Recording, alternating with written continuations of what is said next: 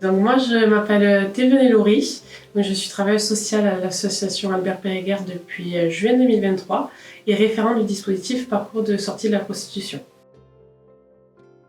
Le premier rendez-vous peut soit se faire au bureau ou soit à l'extérieur, ça dépend de la personne où elle est le plus à l'aise aussi. Parce que par exemple, j'effectue des maraudes numériques, donc c'est-à-dire je vais sur les sites internet où les personnes vendent leurs services. Il y a aussi l'orientation par des partenaires du territoire, où ils ont pu repérer de la prostitution ou bien les personnes ont pu leur en parler. Dans ce cas, mon numéro leur est donné. Elles peuvent me contacter ou je viens vers elles, ça dépend de ce qui est convenu. Ce rendez-vous, on fait déjà un premier point sur la situation de la personne, savoir comment elle se projette sur les prochaines semaines, prochains mois aussi, parce que pour intégrer le parcours de sortie de prostitution, il faut une volonté d'arrêter la prostitution. On ne demande pas qu'au dépôt du dossier, la personne est arrêtée totalement, mais il faut que lorsque le parcours est accepté en commission, la personne soit sortie de la prostitution. On constitue un dossier ensemble qui est fait en plusieurs rendez-vous parce que c'est un dossier qui peut être un peu lourd aussi pour les personnes. Une fois que le dossier est fait, il est envoyé à la commission départementale qui se réunit environ tous les 6 mois. La commission est présidée par le préfet. À cette commission, je présente le dossier. La commission me pose des questions sur la situation de la personne, il délibère et ensuite nous avons la réponse si l'entrée dans le parcours est acceptée ou non. Quand le parcours est accepté, c'est pour une durée de 6 mois. Ça dépend de sa situation administrative aussi dans un premier temps.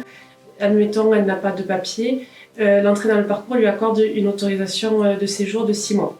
Donc, qui lui permet également de travailler aussi. Donc, dans un premier temps, on fait la démarche pour obtenir les papiers. Si la personne a déjà des papiers, on commence à débuter les démarches d'insertion vers l'emploi, vers le logement, formation, etc. Santé également aussi. C'est vraiment un accompagnement global qui est proposé à la personne. Le parcours permet d'accéder donc à un accompagnement social, à une aide financière qui est la FISE, qui est d'environ d'un montant de 330 €. Et si la personne est en situation irrégulière sur le territoire, à une autorisation provisoire de séjour.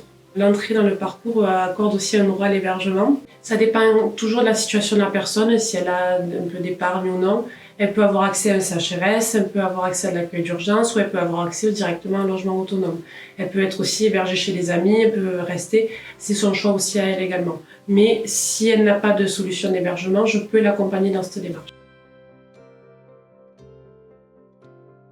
Alors, mon rôle à moi est surtout dans un premier temps sur un volet psychologique. On parle d'abord beaucoup avant de faire quelque chose. Savoir comment de déposer un dossier aussi, il peut y avoir soit un seul rendez-vous et en effet la personne a eu, on va dire, un déclic et dans ce cas-là on peut vite commencer à faire le dossier. Ou des fois il peut y avoir 15-20 rendez-vous, le temps que la personne chemine aussi. Il n'y a pas de délai propre, c'est vraiment selon la temporalité de la personne. Au bout des 6 mois, on refait un bilan avec la commission, selon les éléments, selon ce qui a été travaillé, selon ce qui est démontré pendant ces 6 mois de parcours, renouvelle ou non le parcours de sortie de prostitution, sachant qu'il peut être renouvelé jusqu'à 2 ans maximum. À la suite de ces 2 ans, l'objectif c'est que la personne soit sortie entièrement de la prostitution et puisse se réinsérer socialement, avoir trouvé un emploi, un logement, etc. Et donc pouvoir retrouver une vie plus classique. Je travaille du coup beaucoup avec la préfecture dans le cadre du titre de séjour et l'autorisation de travailler. On peut aussi également travailler avec les services de police, savoir aussi que les personnes peuvent déposer plainte. Je peux les accompagner dans cette démarche s'il y a un proxénète ou il y a des violences aussi avec des clients, etc. Je peux les accompagner sur ce volet-là aussi. Et après, surtout le champ de la santé aussi, parce que c'est des personnes qui sont quand même très marquées.